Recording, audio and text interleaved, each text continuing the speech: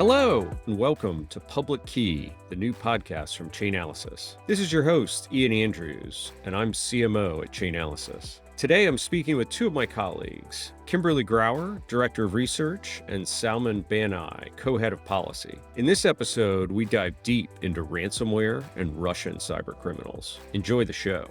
Excited to have with me today on the podcast two terrific guests, Kim Grauer, Head of Research at Chainalysis, and Salman Banaei, Head of Policy for Chainalysis. Welcome to the show, Kim, Salman. Nice to have you here. Thanks so much for having us. Yeah, thank you, Ian. You're welcome. Kim, maybe we can start with quick background. What does Head of Research at Chainalysis do? Well, what I do is I sit on top of all of our wonderful data and I ask the data more macro questions. So how much crypto criminal activity is there in a given time period? What's changed over the years? Other macro questions people might be interested in is where are people using cryptocurrency in the world? And we put out these reports into the world to help inform people on just how people are using cryptocurrency, how risky it is, and hope that this data is used to inform policy and inform people's decisions to get involved in cryptocurrency. So a lot of people know Chainalysis because of the Crypto Crime Report or the Crypto Adoption Index. You are the mastermind behind both those reports. Yeah, and also other reports, our NFT report, Lost Bitcoins was actually the very first piece of research we did that went viral several years ago now. We estimated the amount of lost Bitcoins and all of a sudden it was kind of flowing up everywhere. Whales categorizing cryptocurrency users by how much money they're holding. And so if we have whales, can we see what type of whale? Maybe they're a criminal whale, maybe they're an early adopter whale. And all these other kind of interesting questions have been fun over the years as well. So if you're a data nerd and you're into cryptocurrency, Kim has basically the best job you can imagine. It's and the cool thing about it is we're never at a point where there's not hundreds of questions we could be tackling. We're never there's so many interesting research questions that you could always be doing. So we're never at wanting of new things to investigate. So it's awesome. That's outstanding. Salman, you're a recent joiner to the Chainalysis team. Tell us what Head of Policy, what's that role about? Yeah, so the cryptocurrency policy discussions in Washington are heating up, and they have been since before I joined, but I think I joined Chainalysis back in October, and things have just accelerated since then. I like to take credit for the fact that House Financial Services has taken a turn toward being more constructive since I joined, but I think that's just a coincidence. They heard you signed up and they said, you know what, this crypto thing might stick around. That's right. So yeah, we've seen a noticeable change in the tone from lawmakers in Washington, I'd say, in the last year, and then particularly accelerating in the last 6 months or so, with a growing acceptance that digital asset technology is here to stay. Earlier this week, we saw the Biden administration put out an executive order directing a variety of agencies across the federal government to consider the role of digital asset technology as a part of their overall statutory mandates, which was a very, again, in the vein of constructive policymaking, an important milestone in kind of the mainstreamization of the currency markets. So all these developments are things we track and we try to influence where we can.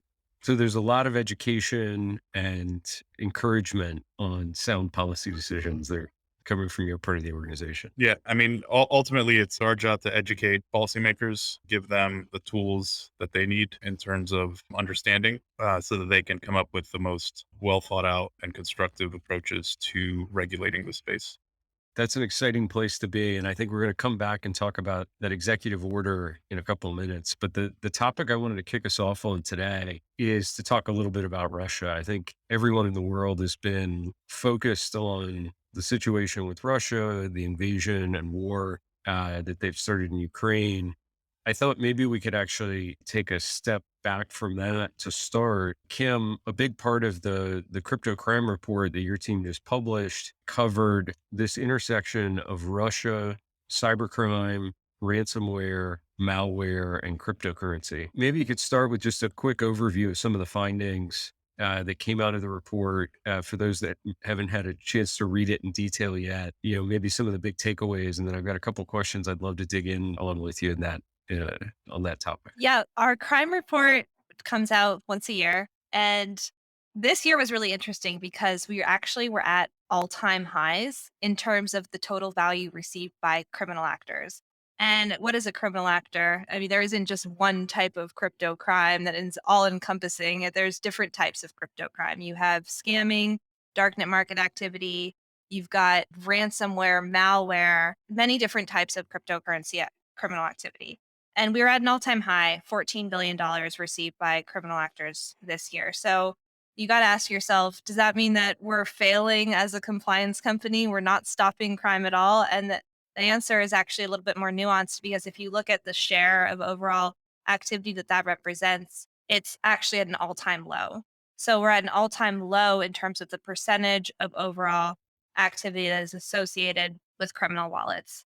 And in no small part, that's because we've just seen an explosion in the past few years in the legitimate activity through DeFi and other ways of people engaging in the cryptocurrency ecosystem. And just to give a little bit more, flesh out those numbers a little bit, the biggest type of criminal activity is scamming and always has been. And the scammers tend to account for the most value received. But this year we saw an explosion in the amount of hacking happening, specifically hacks of DeFi platforms. Ransomware is also a really big problem. Malware is something where cryptojacking is something we're kind of starting to view as where we are today with malware is where we were a few years ago with ransomware. So it's something that is really important that we keep our eyes on. And then you've got terrorist financing, domestic extremism, which are maybe not huge amounts of money comparable to scamming, but still equally important. For somebody that's maybe not paying attention to ransomware or malware every day, is this exclusively a Russia problem? Like we've seen that linked in the news a lot. Or is that the only place that these types of cyber criminals are operating from is out of Russia? Or is there more to it than that? There's definitely more to it than that, although a majority of the ransomware, I think close to 75% of all ransomware funds received last year came from strains that had a Russia connection.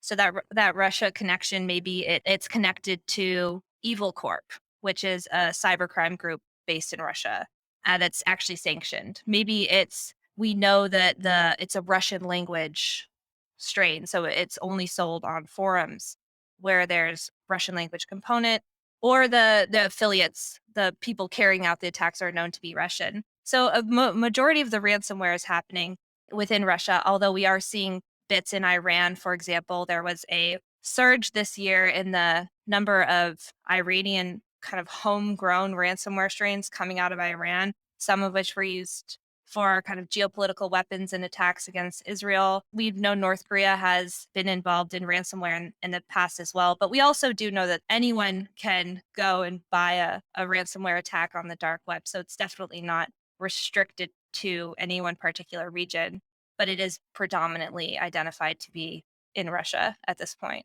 So 75% of all the ransomware stolen funds we were able to trace ended up in one way or another linked or indicators of linkages to Russia. What's that in dollar terms, just so people have a relative sense of scale? That's about $400 million the last time we updated it $400 million in 2021. So over the 12. in 2021 Yeah. alone.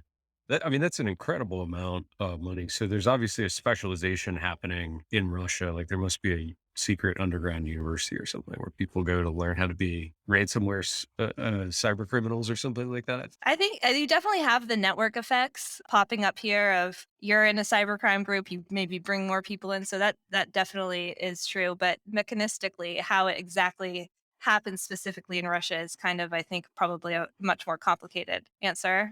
Yes, some of the research that your team and other members of the Chainalysis team was able to do here with some of our government partners, it kind of uncovered that these ransomware groups have kind of fancy names like Evil Corp and R Evil. They're not necessarily distinct and isolated organizations, right? There's a lot of overlap, and I call it the promiscuity of the cyber criminals, right? They're all in one way or another overlapping or working with each other, cross collaborating, right? We've seen a lot of overlap. And the cool thing about blockchain analytics is you can actually see this on the blockchain. So you can see an affiliate that you've identified receiving payments from different ransomware strains. And that allows you to confidently identify that these strains are at least used by the same affiliate. You can also see connections being made in the off ramps that are being chosen to be used by these affiliates. And they're definitely not one person per strain and they're loyal in that way. They're moving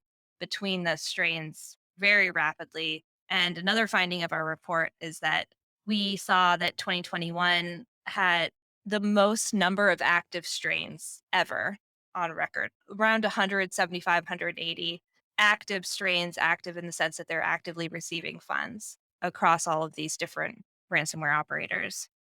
That's incredible. And I think the thing that really surprised me about some of the actions taken last year is I imagine cyber criminals kind of in the movie setting, right? Dark room, lots of screens, multiple keyboards, kind of hacking away, magically breaking through firewalls. But a lot of these organizations are operating as what appear to be very legitimate businesses, right? Aren't a couple of them, they actually have office space in this big high rise tower in the center of Moscow, right? Oh, yeah, they are very professional at times. They have customer service. Apparently, some of them have great customer service. So in the portal, you can just say, "Hello, I would like to, ask you a few questions about my ransomware payment," and then you can interact with them. Apparently, some of them are very responsive. So the whole idea behind ransomware as service is the creation of a business model, and then that allows for a ransomware attack to scale efficiently. Because if you just have a few people doing everything, you have a scaling problem. So you've seen that these businesses have become more and more professional, hiring more and more people with specialties. So maybe we hire this group to give us our access to victims. This person is going to negotiate the money laundering. And that allows everything to scale faster, people to get more money. It's kind of incredible, and I think the logical question to that, when you have an organization that's not underground, but they look like a legitimate business, they operate like a legitimate business with customer service is Russia as a nation state somehow complicit in this activity? Are they directing it behind the scenes? Do we have any evidence of that? Is that something that we can even really see on the blockchain? I think that it's definitely we're at a point where if there's not active the belief is if there's not kind of active state involvement, there's definite kind of looking the other way to some extent of this activity. I mean, we have identified you mentioned before. So when you talked about services in Moscow City, we've identified dozens of businesses that are moving illicit money and oftentimes moving ransomware money. So these are businesses registered in Moscow City and specifically in one tower called Federation Tower East. And they are the money laundering group. They're the preferred money laundering organization for many of these ransomware strains. And they're just there operating. And we've drawn attention to them and they're still there. And so if there is an active nation state activity, there's definite seems to be at least kind of a looking the other way. Well, it's super interesting, and I think we'll come back in a moment to start talking about, what can be done from outside of Russia about this. So if the Russian state is kind of ignoring them, then obviously other action from countries like the US and the EU may have to come into play. Last question on this topic of kind of the cyber crime side of the Russia issue though. Are you seeing companies become more prepared to deal with this risk? Either better able to defend themselves or respond when they're attacked? Like any recommendations that you would put out there from that perspective? I think the most important thing when it comes to if you've been a victim of a ransomware attack is definitely reporting that the attack happened. We've seen there's a massive underreporting problem with ransomware where people will be attacked and maybe we've heard people don't want to a business might not want to publicly disclose the attack happened because they're afraid of maybe their share price or some negative repercussion. But if you actually report the address, then I learn about these wallets that are controlled by the bad actors, and then we can actually have a better chance at even recouping funds and identifying where the funds have gone. So definitely reporting the attacks are really important. And I think that especially following Colonial, this is ransomware is much more on people's radar than it was before. And so I think just general awareness is another really important thing for the industry. Yeah, getting law enforcement involved if you've been attacked, reporting it seems like increasingly the smart strategy. You mentioned Colonial, so that's the Colonial pipeline here in the United States. Suffered a ransomware attack last summer.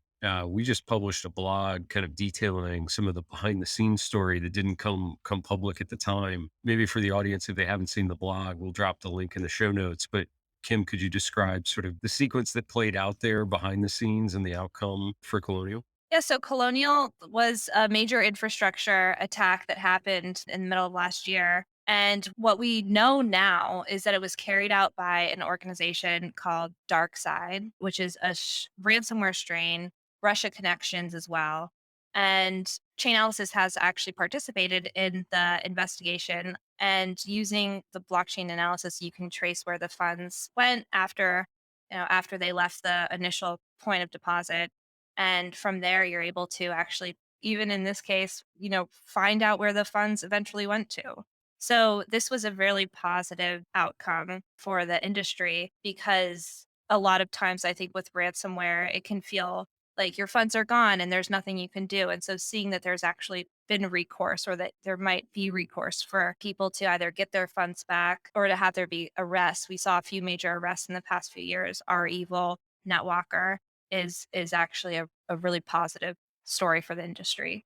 And in the case of Colonial, I think because they engaged law enforcement early, they were able to recover at least some of the funds that were transmitted to pay the ransom. Right? They were able to collect them as the attackers tried to move them through an exchange that collaborated with law enforcement and seize the funds in transit. Right? Yeah, that's right. Which is outstanding outcome from a tough situation. So maybe we can shift gears and talk a little bit about the topic that I think has been at least the top of my news feed for the last 2 weeks, which has been the situation in Ukraine. So Salman, this is heading your direction here. I think the immediate reaction to the invasion was wide ranging, maybe not even of a scale seen before, economic sanctions against Russia. And immediately people started wondering, well, are the Russians going to, now that they're cut off from services like SWIFT and other kind of international financial systems, switch to crypto in an effort to evade sanctions? What's the story there? What have we been able to see in the last couple of weeks since the sanctions packages have been deployed? Yeah, that's a great question, Ian. As we perform kind of a risk assessment in terms of cryptocurrency markets being a potential outlet for Russian sanctions evasion, we have to first think about, well, who's been sanctioned so far. So it's been really the Russian state, the Russian central bank, a variety of banks and individuals that are closely tied to the Russian state or the Russian ruling class. And when we think about kind of those actors, the Russian central bank, for example, has about $640 billion in reserves. Some of those were actually not at the Russian central bank, they were in correspondent banks in other jurisdictions, and they've been since immobilized. The Russian export revenues. So we recently now had sanctions extending to U.S., or I should say Russian oil exports in the U.S. at least. And Russia generates about $1 billion a day in petroleum and petroleum related products. The US only gets, I think, single digits percentage of our total imports come from Russia. So it doesn't affect us as much. About 8% is what I think Yeah. I saw reported this week. So those are kind of the some metrics just to put the sanctions evasion or the impact, the potential impact in terms of the Russian sanctions. In contrast, the cryptocurrency markets have about 1.8, 1.7 trillion in market cap. So you compare that to a Russian economy of 1.5 trillion, it's pretty sizable. You think about $1 billion a day flowing into the cryptocurrency markets, that's pretty substantial. We don't think the Russians are likely to use cryptocurrency as a primary mechanism to evade sanctions. The Russians, through the years, have developed, pretty extensive capabilities, through shell companies and the use of offshore banks to hide their financial assets. A lot of the ruling class in Russia have also invested in things like real estate, yachts, other forms of personal property that tend to carry their value pretty well. English So Premier League football teams. English Premier Premier League football teams, among many other. Some of them are trophy assets. So we think that's probably the primary way that they'll blunt the impact of the sanctions is through these through traditional money laundering means. The second way, which has been increasing over time, is by lessening their reliance on the payment systems, the financial systems that the US and its allies, have oversight over. And to give a specific example, the Russians have been shifting away from the US dollar as a settlement currency for their petroleum and petroleum related product exports. For a number of years. The data point I saw recently is, I think, around 47% last year or the year before of their exports, oil exports were denominated in the Chinese yuan. Yeah, that was a significant increase over time. So they've already kind of paved that road into the Chinese, for example, financial system. There was also an announcement made that Union Pay, which is a rough equivalent of our Visa and MasterCard credit card payment system, is moving into the Russian markets in a big way after Visa and MasterCard and American Express have pulled out from Russia, at least for international transactions. That's probably the second way the Russians are going to get away from blunting the impact of sanctions on their economy. A distant third, in my opinion, is, cryptocurrency. I think almost certainly at small value amounts, we can almost expect some amount of evasion, but it's going to really be minuscule, I think, in the long term, compared to traditional means and alternative currencies. That's a great summary. Union Pay, I actually wasn't familiar with them. I just Googled Union Pay. So Chinese based alternative to MasterCard, Visa, American Express. So we're seeing potentially Chinese influence kind of fill the vacuum of the departure of European, North American based financial services. I read an article the other day that there's also a Chinese equivalent, and I'm forgetting the acronym, to the SWIFT settlement bank transfer system that people are theorizing might come into play here for connecting the Russian banking system back out to the rest of the world. Is that a fair assessment? Yeah, I mean, I think the medium to long term impact is that Russia is going to provide some additional demand for this alternative payment system and that the Chinese are trying to stand up. Another thing you didn't mention, Ian, is the digital yuan, which was launched officially during the Winter Olympics in China. And so the digital yuan is kind of in its early stages, but and we haven't heard anything specifically about the integration of the digital yuan into the Russian economy. But it wouldn't surprise me if there was a broader initiative around the adoption of the digital yuan to support particularly international commerce involving Russia and China. But it is a part of the Chinese long-term, national security plan to increase the ubiquity or the use of the yuan as a currency for settling international transactions. And medium to long term, U.S. and its allies have contributed to that somewhat, and it could be, a longer term consequence of the sanctions. Right. The sanctions are so effective that Russia is completely cut off from the American, EU, UK dominated financial system, that they move into the Chinese system, which today is sort of fledgling, not widely adopted, and it gives it enough gravity to actually take hold. And then you see other countries start to operate across potentially both systems. Thinking about sanctions, so this topic is obviously blown up in terms of public consciousness as a result of the war in Ukraine, but we saw more limited sanctions applied as it related to this topic of cybercrime in Russia.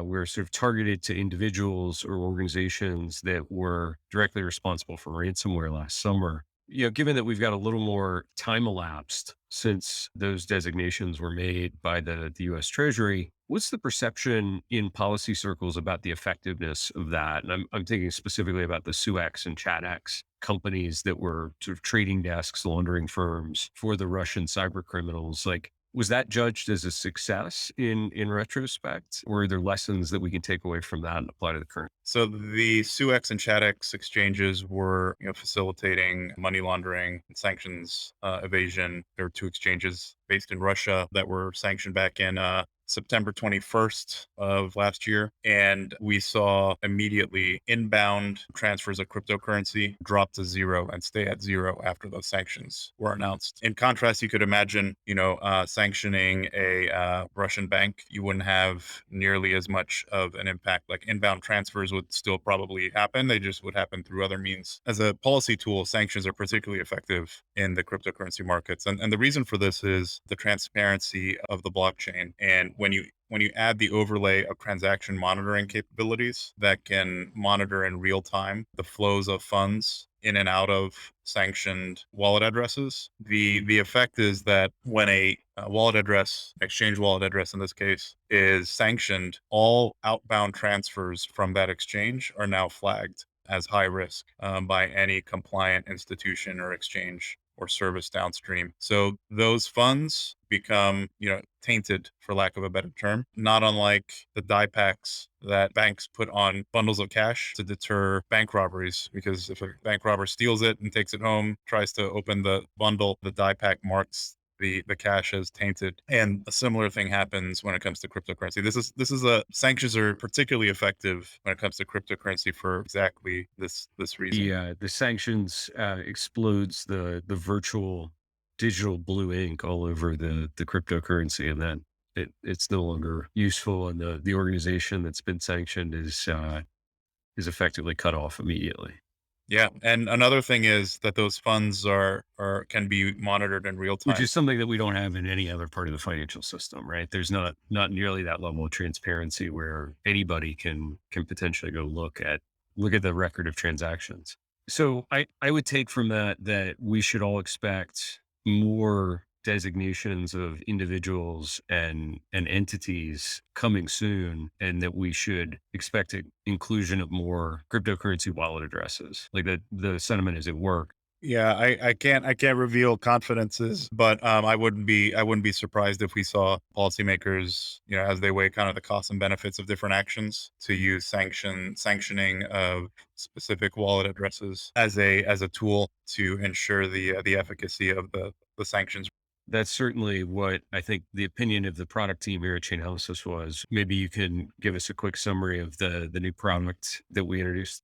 Yeah, so we launched a new API for on-chain Oracle, which allows developers, particularly DeFi developers that have access to, for example, the front end of a DeFi application, to incorporate these tools that provide sanction screening. What we're offering is a free sanction screening tool that can be incorporated into the front end of a DeFi application to make sure that the users of that application can remain compliant with sanctions To requirements. me, that's outstanding, right? So, obviously all of our customers who've been working with Chainalysis have had this capability for years. But I think, there's so many people who are building in Web3 and cryptocurrency today. A lot of them very early stage startups. Many don't have compliance teams. You hear about sanctions. I think we're all on board to, turn back the Russian invasion of Ukraine and, limit the access of the Russian economy to the global economy. But, if I was a developer building a Web3 app today, I wouldn't have probably any idea how to get started with sanction screening. Like that sounds like something that would live in my product backlog for a while if it was competing with features. So this thing Chainalysis introduced, it's either an on-chain contract that I can call from any other smart contract, or an API endpoint my application can reach out to, and I can validate any address. Is it on the sanctions list or not? Totally free. Anybody can use it. Yeah, I mean, we at Chainalysis are doing our part to, support the sanctions policy and to ensure that our customers can remain compliant and avoid inadvertently facilitating sanctions evasion. Pretty excited that, from our little perch here, we can contribute to that overall policy objective. And it's a part of our overall goal as a company to increase confidence in blockchain markets by addressing some of the risks that can show up in these markets from time to time. Because fundamentally, we believe in digital asset technology, and its future. That's outstanding. I love the altruistic move. Amazing. Well, we're gonna have to have you two back on the podcast. This is gonna be a weekly affair for us on the public key. So as the situation develops, as we get more data, better insight, and the policy situation continues to develop, I'd love to have the both of you back and continue the conversation.